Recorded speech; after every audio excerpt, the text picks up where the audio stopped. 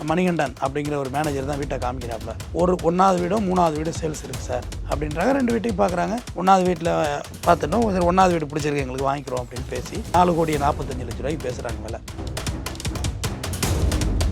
3வது வீட்டை பார்த்தா அதில் உள்ள வந்து ஒரு ஜெய்சிங்னு ஒரு ஃபாதர் இருக்கார், மத போதகர். பயங்கரமாக இருக்கும். இன்ஸ்டாகிராமில் அவர் பார்த்தீங்கன்னா கடவுளோட தூதரே, எந்த கஷ்டமாக இருந்தாலும் வாங்கன்னு சூப்பராக பேசுவார். அவர் இருக்கார், சார் இந்த மாதிரி வீடு வாங்கலான்னு இருக்கோம் விற்கிறோன்னு. நான் ஒன்று, நான் ஒரு பேயிங் கெஸ்ட்டு தான், நான் ஃபுல்லாக யூஎஸ், அவரோட விசிட்டிங் கார்டெல்லாம் தர்றேன், ஃபுல்லாக யூஎஸ் தான் அவர் விசிட்டிங் கார்டு எல்லாமே. 4 கோடி ரூபா பணத்தை வாங்கிட்டு உள்ள அவர் மட்டும் 73 வயசு. அவர் கேட்டால் 73 வயசு ஓல்ட்டும்பாரு. நீங்கள் தான் காலி பண்ணிக்கணுன்னா தான் ஆஹா பிசிறு அடிக்கிறாயா, பிரச்சனை ஆகிட்டுது, இது எங்கேயும் நம்ம ஏமாற்றப்பட்டு விட்டோங்கிறத உணர்றாரு இந்த வக்கீல். பாலிசியோட மனைவி தான் A1 இந்த கேஸில். ஏன்னா அவங்க பேரில் தான் டாக்குமெண்ட் இருக்குது. முதல்ல 14/11 அன்றைக்கி வந்து ஒரு ஸ்லாட்டு போடுறாங்க. என்ன ஸ்லாட்டுனாக்க A1 Madhura Palsingh, A2 Rajkumar Palsingh, A3 Hariram, A4 Manikandan, A5 pastor Jaisingh. 4.5 கோடி ரூபாய்க்கு ஒரு மிடில் கிளாஸ் ஃபேமிலி முதல் தலைமுறை வீடு வாங்குறான். அந்த வீட்டுக்குள்ளே உட்காந்துட்டு கிளம்ப மாட்டேன், துன்பமே நீ தானே, கடவுள் பேரை சொல்லி ஏமாத்துறது தானே இது. இப்படி பேசுவார் ஃபாதர். போய் பேசுனீங்கன்னு இப்போ ஒரு உங்களுக்கு ஃபோன் நம்பர் தரேன், பேசுங்களேன். God bless you my child, how are you, அப்படிதான் உங்களை பேசுவார். இவரா குற்றம் செஞ்சிருப்பாரு.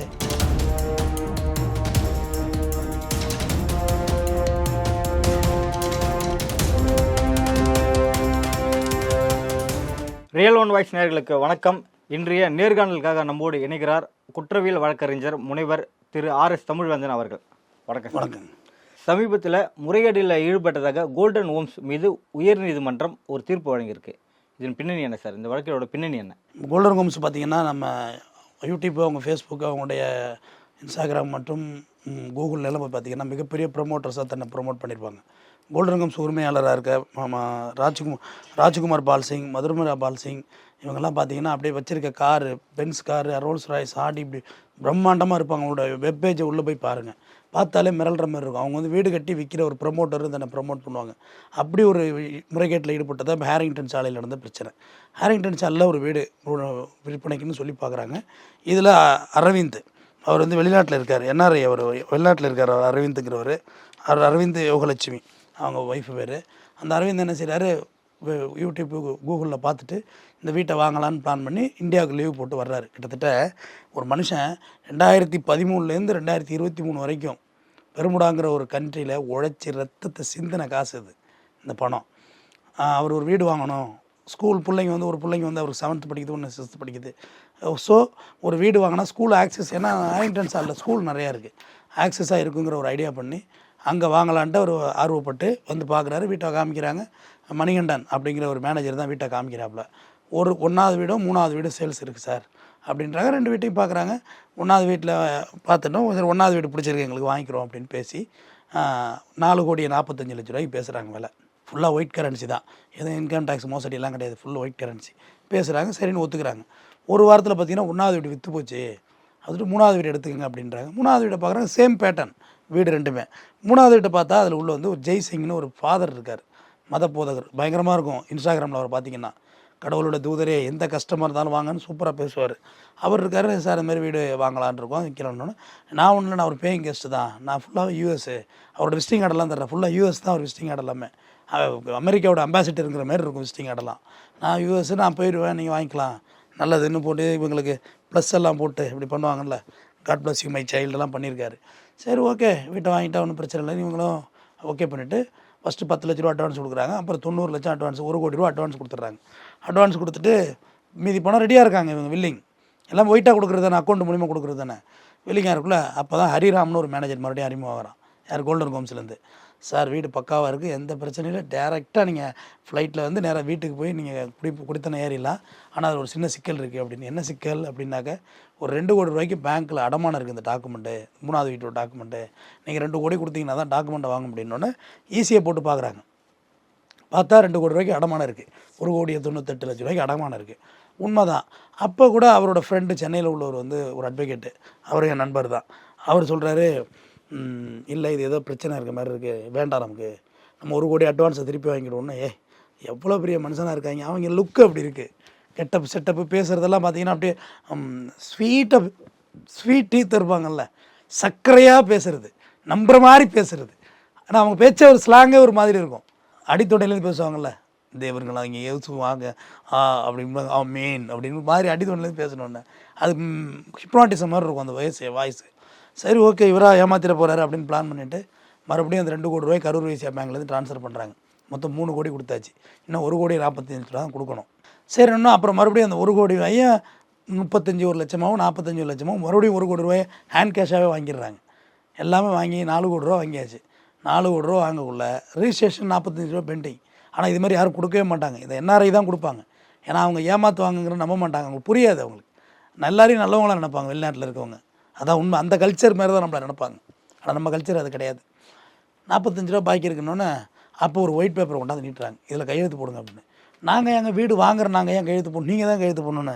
ஒன்றும் இல்லை, அந்த உள்ளே இருக்க ஃபாதரை வந்து நீங்கள் தான் காலி பண்ணிக்கணும். எப்படி இருக்கு பாரு, 4 கோடி ரூபா பணத்தை வாங்கிட்டு உள்ளே அவர் மட்டும் 73 வயசு. அவர் கேட்டால் ஐஎம் 73 ஏஜ் ஓல்டும் பாரு. நீங்கள் தான் காலி பண்ணிக்கணுன்னா தான் ஆஹா பிசுறு அடிக்குதுராயா, பிரச்சனை ஆகிட்டுது, இது எங்கேயும் நம்ம ஏமாற்றப்பட்டு விட்டோங்கிறத உணர்றாரு இந்த வக்கீல். உணர்ந்து அரவிந்த் அவர் ஃப்ரெண்டுகிட்ட சொல்கிறார், நம்ம ஏமாந்துட்டோம். ஏன்னா யோகலட்சுமி பேர்லாம் வீடு வாங்குறாங்க. ஏன்னா அவர் வந்துட்டு போக முடியாது இல்லையா, அதட்டு இவங்க பேர்லாம் வாங்கணும்னு பிளான் பண்ணுறாங்க. ஏன்னா அவங்க தான் இந்தியாவில் குழந்தைய படிக்க வச்சுட்டு இருக்கணுன்னு. நம்ம ஏமாற்றப்பட்டோன்னு உணர்ந்தோன்னே நேராக அவங்க வீடு நெற்குன்றத்தில் இருக்க அந்த ராஜ்குமார் பால்சிங் அவரோட வீடு, பெரிய வீடு, பிரம்மாண்டமாக இருக்கும் வீடு. அதில் போயிட்டு நீங்கள் இல்லைங்க நீங்கள் 4 கோடி பணத்தை கொடுத்துருங்க, செட் ஆகலை உங்களோட அக்ரிமெண்ட் அப்படின்னு. பணம்லாம் ஒன்றும் கிடையாது, பணம்லாம் தர முடியாது, என்கிட்ட பணம்லாம் இல்லை, நீங்கள் உங்களால் ஆனதை பாருங்கள். நீங்கள் வக்கீல்னால் எனக்கும் நிறைய வக்கீல் இருக்காங்க மெட்ராஸில், நான் நிறைய பேரை என்னால் வக்கீலாக எடுத்துக்க முடியும், பார்த்துக்கலாம் அப்படின்றாரு. என்னடா பெரிய கூத்தாக இருக்கே அப்படின்னு சொல்லிவிட்டு வேறு வழியே இல்லைன்னு ஒன்று இந்த 45 லட்ச ரூபாய்க்கு கொடுத்து நாங்களே அந்த பாஸ்டரை வந்து பிறகு பார்த்துக்குவோம். முதல்ல 4 கோடி போய்ட்டு போதுன்னு தெரிஞ்சு போச்சு. முதல்ல ரிஜிஸ்ட்ரேஷன் பண்ணுவோம், டாக்குமெண்ட்டாவது நமக்கு வரட்டுன்னு ரிஜிஸ்ட்ரேஷன் பண்ணுறாங்க. அது யாருன்னா அந்த டாக்குமெண்ட் வந்து அவங்க மதுரா பால்சிங் அவர் மனைவி பேரில் இருக்குது அந்த வீடு. அவங்க தான் வர்றாங்க. இந்த வழக்கில் அவங்க தான் A1 குற்றவாளி. இந்த வழக்கில் அவங்க தான் குற்றவாளி A1. பால்சிங்கா இல்லை பால்சிங்கோட மனைவியா? பால்சிங்கோட மனைவி தான் A1 இந்த கேஸில். ஏன்னா அவங்க பேரில் தான் டாக்குமெண்ட் இருக்குது. முதல்ல 14/11 அன்றைக்கி வந்து ஒரு ஸ்லாட்டு போடுறாங்க. என்ன ஸ்லாட்டுனாக்க ரிஜிஸ்ட்ரேஷனுக்கு போடுவாங்கள்ல, இந்த பத்திரப்பதிவுக்கு ஆன்லைனில் ஒரு ஸ்லாட்டு போடுறாங்க. போட்டாக்க இது அன்றைக்கி வரல, ரிஜிஸ்ட்ரேஷனுக்கு வரல. அண்ணங்க என்னன்னா அடுத்த நாள் வந்துடும் 15/11 போடுறாங்க. போட்டு ரிஜிஸ்ட்ரேஷன் பண்ணி டாக்குமெண்ட்டு கைக்கு வந்துருச்சு. வந்தோடனே நேராக ஜெய்சிங் இருக்கார்ல, அவர் இந்த வழக்கில் 5வது குற்றவாளி. ஃபாதர் கரெக்டாக வந்துட்டீங்க, ஃபாதர் 5வது குற்றவாளி. நேராக அவர்கிட்ட போகிறாங்க.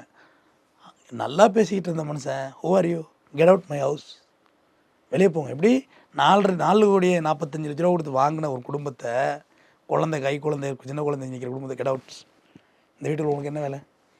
நான் வந்து இந்த வீட்டுக்கு மதுரா பால்சிங் அவனும் நானும் ஃப்ரெண்டு, எனக்கும் அவனுக்குள்ள மியூச்சுவலில் நான் அந்த வீட்டில் இருக்கேன், நீங்களாம் வரக்கூடாது, வெளியில் போங்கன்ட்டாங்க. என்னடா அது, அப்போ தான் முழுவதுமாக தாங்க இல்லை ஏமாற்றப்பட்டு விட்டுருன்னு தெரிஞ்சு போச்சு.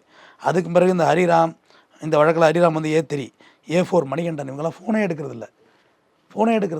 டோட்டலாக முடிஞ்சுது. வீட்டுக்கு போனால் பார்க்க முடியல, கேட்லாம் பெரிய கேட்டு, ஜெயில் மாரி, உள்ளே போக முடியாது நீங்கள், ஃபோனில் எடுக்கலன்னு. அப்புறம் என்ன செய்கிறாங்க, G7 சேத்துப்பட்டில் போய் கம்ப்ளைண்ட் கொடுக்குறாங்க. சேத்துப்பட்டில் இவங்களுக்கு நீதி வழங்கவே இல்லை. அந்த சேத்துப்பட்டு ஏசியெல்லாம் பார்த்தீங்கன்னா இவங்களே திட்டிருக்காரு, அறிவில்லை உங்களுக்கு, பணத்தை கொடுப்பீங்களா அதை கொடுப்பீங்களா, வழக்கு வந்து ஏமாந்துட்டாங்க. அப்போ எப்படி விசாரிக்கணுங்கிற ஒரு சின்ன ஒரு நாலேஜ் கூட இல்லாமல் பேசியிருக்காரு. உடனே செகண்ட் எக்மோர் கோர்ட்டில் வழக்கு போட்டுறாங்க 156ல், அதுமாதிரி எஃப்ஐஆர் போட சொல்லி. அந்த நீதிபதியோ போலீஸ் வந்து என்ன கவுண்டர் போடுறாங்கன்னா, திஸ் இஸ் சிவில் நேச்சர். எதையா சிவில் நேச்சரு, ஊரக்கூடி ஏமாத்துனது சிவில் நேச்சர். இது பல இடத்துல போலீஸ் இது மாதிரி தப்பிச்சு போகுது. சிவில் நேச்சரு நாங்கள் விசாரிக்க முடியாதுன்னு இந்த ஸ்டேஜில் போயிட்டுருக்குள்ளே ஒரு தப்பு செய்கிறார் ஜெய்சிங். யார் ஜெய்சிங்கும் மதுரா பால்சிங் எல்லாருமே ஃப்ராடு தானே. இதில் ஜெய்சிங் இந்த ஃபாதர் என்ன செய்கிறார், வழக்கு ஒன்று போடுறார், சூட்டு. அவர் வந்து பெட்டிஷனராக, ரெஸ்பாண்டன்ட் வந்து ராஜ்குமார் பால்சிங் அண்டு அரவிந்த் யோகலட்சுமி. இவங்க வந்து இந்த வீட்டிலேருந்து எங்களை முறையற்று வெளியேற்ற பார்க்குறாங்களாம். யார் வீட்டில் உட்காந்துக்கிட்டு யார் சொல்கிறது பாருங்கள், முறையற்று வெளியேற்ற பார்க்குறாங்க. அதனால் எங்களை முறைப்படி தான் என்னை வந்து வீட்டை விட்டு வெளியேற்றணும், டியூ டு லா ப்ராசஸ் படி தான் வெளியேற்றணும்னு சொல்லி வழக்கு போட்டுருந்தேன். மேஜிஸ்ட்ரேட் டென்ஷன் ஆகிட்டார். அது வரைக்கும் அவர் பார்த்த கோணம் வேறு. இவங்க ஸ்க்ரூட்டாக ஒரு வேலை பார்த்தாங்கல்ல, ப்ராப்பர்ட்டி மதுரா பால்சிங் ராஜ்குமார் பால்சிங்கோடது, வாங்கினவங்க இங்கே அரவிந்த் யோகலட்சுமி. உள்ளே உட்காந்துருக்கிறது ட்ரெஸ் பாஸில் நீ தான் உட்காந்துருக்க. இவங்க வந்து எங்களை முறையற்று வெளியேற்றுறாங்கன்னு சொல்கிறது அயோக்கியத்தனம். எல்லாருமே கூட்டு களவாளிங்க அப்படின்னு சொல்லி A1 Mathura Pal Singh, A2 Rajkumar Pal Singh, A3 Hariram, A4 Manikandan, A5 pastor Jaisingh, எல்லாருமே களவாணிங்க. அத்தனை பேர் மேலே எஃப்ஐஆர் போடுங்கன்னு ஆர்டர் கொடுக்குறாரு எக்மூர் கோர்ட்டில். அதுக்கும் பிறகும் வழக்கு பதிவு பண்ணவில்லை. அதுக்கு பிறகு வழக்கு பதிவு பண்ணல. அதுக்கு பிறகு ஆனால் அவ்வளவு போலீஸை சரி பண்ணி வச்சுருந்துருக்காங்க. அதுக்கு பிறகு இந்த வழக்கறிஞர் உயர்நீதிமன்றம் போகிறாங்க. உயர்நீதிமன்றம் போய் மரியாதைக்குரிய ஆனந்த வெங்கடேஷ் நீதிபதி ஐயாட்ட போகுது வழக்கு.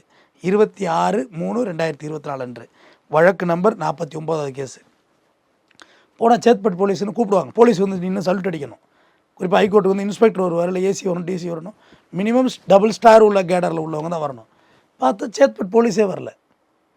அவர் செமகம் வந்துட்டா நீதிபதிக்கு. இது என்ன, எனக்கு இது என்ன கோர்ட்டாக, இது என்னது இது, கேஸை பாஸ் ஓவர் பண்ணுற சேத்பட் போலீஸ் வந்தாகணுன்னொன்னே நேராக சேத்பட் இன்ஸ்பெக்டர் கூட்டியாந்து எஃப்ஐஆர் போட்டாச்சு. நம்ம தான் கேட்குறாரு நீதிபதி, இது லோயர் கோர்ட்டில் ஒரு கம்ப்ளைண்ட் கொடுத்தா விசாரித்து அதில் என்ன இருக்குது உண்மை இருக்குன்னு எஃப்ஐஆர் போட வேண்டியதானையா. அதுக்கப்புறம் மேஜிஸ்ட்ரேட் ஒரு உத்தரவு கொடுக்குறாரு, அதையும் நீ ஒபே பண்ணல. அதுக்கு பிறகு உயர்நீதிமன்றம் வந்து தான் நீ எஃப்ஐஆர் போடுவோன்னா எந்த அளவுக்கு உன் வழக்கு விசாரணை இருக்குது, ஒரு லிமிட் இருக்குதுன்னு சொல்லி ரொம்ப கடிஞ்சிக்கிட்டு வழக்கை எஃப்ஐஆர் போட்டு கொடுத்துருக்குறாங்க அந்த வழக்கில். அந்த ஃபாதர் யார் சார்? இந்த வீட்டுக்கு அவருக்கு என்ன தொடர்பு?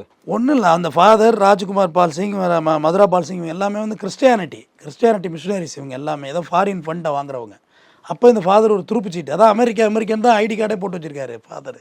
கடைசியாக அப்படியெல்லாம் ஒன்றும் கிடையாது, அமெரிக்காவும் கிடையாது, வெங்காயமும் கிடையாது. போட்டு வச்சுக்கிட்டு மிஷினரிஸ் பணத்தை வாங்குறது. அந்த ஃபாதரோட இன்ஸ்டாகிராம்லாம் பாருங்கள், அப்படியே கடவுளுடைய தூதன் நான் வந்துள்ளேன், உங்களுக்கு எந்த துன்பமாக இருந்தாலும் அந்த வீடியோவே உங்களுக்கு தர்றேன், அதை எடிட் பண்ணி போடுங்க. எந்த துன்பமாக இருந்தாலும் என்னோட துன்பமே நீதான் ஐயா. 4.5 கோடி ரூபாய்க்கு ஒரு மிடில் கிளாஸ் ஃபேமிலி முதல் தலைமுறை வீடு வாங்குறான், அந்த வீட்டுக்குள்ளே உட்காந்துட்டு கிளம்ப மாட்டேன், துன்பமே நீ தானே, கடவுள் பேரை சொல்லி ஏமாத்துறது தானே இது. அப்படி பேசுவார் ஃபாதர். போய் பேசுனீங்கன்னு இப்போ ஒரு உங்களுக்கு ஃபோன் நம்பர் தரேன், பேசுங்களேன். God bless you my child, how are you, அப்படி தான் அவங்கள பேசுவார்.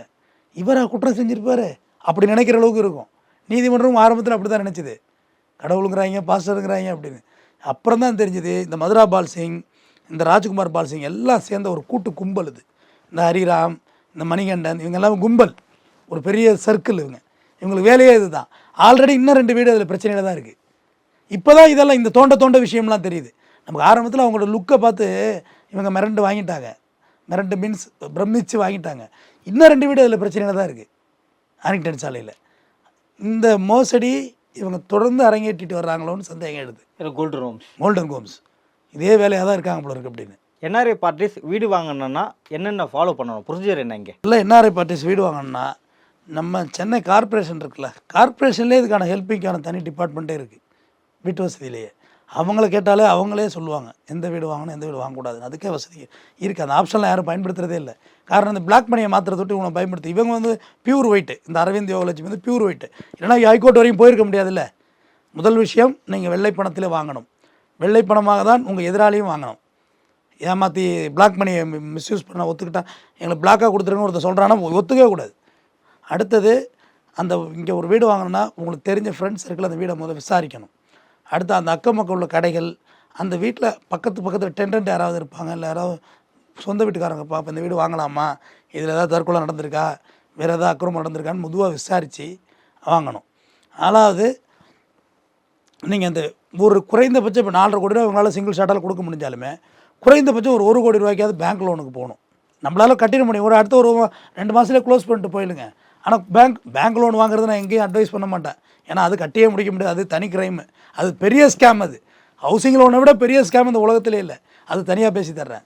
பேங்க் லோனுக்கு போனீங்கன்னா அவன் உள்ள ஆளை வச்சு அளக்க மாட்டான். உள்ள ஆள் இருந்தால் டேப் பிடிச்சி அளக்க மாட்டான், ஆளை வெக்கேட் பண்ணது பிறகு தான் அளப்பான். பேங்க் லோனுக்கு போனால் ஈஸி, டாக்குமெண்ட் எதுவும் இல்லைங்க இருக்கா எல்லாத்தையும் பேங்க்கில் பார்த்துருவாங்க. ஏன்னா உங்களுக்கு லோனில் தர்றான் அவன், பேங்க்காரன் க்ளீனாக பார்த்துட்டு தான் உங்களுக்கு கொடுப்பான். சாவி ஹேண்ட் ஓவர் பண்ணக்குள்ள தான் உங்களுக்கு பைசா கொடுக்க போகிறான். அப்போ அதனால் அதில் ஒரு சேஃபர் சைடு இருக்கும் பேங்க்கோட. இதில் உள்ளே யாராவது பார்ட்டி இருக்காங்கன்னா அதை வெக்கேட் பண்ணுங்கள், அப்புறம் ரேட்டு பேசுங்க. இது எல்லா வீட்டுக்கும் இது தாங்க பொருந்தும். உள்ளே டென்டன் இருந்தால் கூட வெக்கேட் பண்ணுங்கள், அப்புறம் ரேட்டு பேசுவோம்னு சொல்லிடுங்க. வெக்கேட் பண்ண பிறகு தான் ரேட்டு பேசணும்.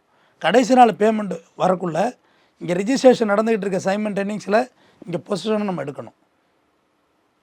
சிங்கிள் ஷாட்டில் பணம் தர்றோம் சார், அட்வான்ஸ் எல்லாம் இல்லை. அட்வான்ஸ் இப்போ 4.5 கோடி ரூபா வீட்டுக்கு 10 லட்ச ரூபா அட்வான்ஸ் கொடுத்தாங்களே ஃபஸ்ட் டைம், அதுதான் சரி. பாக்கி பேமெண்ட்டு ரிஜிஸ்டர் ஆஃபீஸில் வச்சு தான் கொடுக்கணும். பாக்கி பேமெண்ட் நீங்கள் ஒயிட்டாக தானே கொடுக்குறீங்க, ரிஜிஸ்டர் ஆஃபீஸில் வச்சு மாற்றி கொடுங்க. இதில் என்ன இருக்குது? செக்காக கூட கொடுக்கலாம், கலெக்ஷன் போட்டோம். வீடை பொசிஷன் எடுத்துடணும். வீட்டில் ஒருத்தரை வச்செல்லாம் வாங்காதீங்க, இது இந்த மாதிரி ஸ்கேம் ஆகிடும்.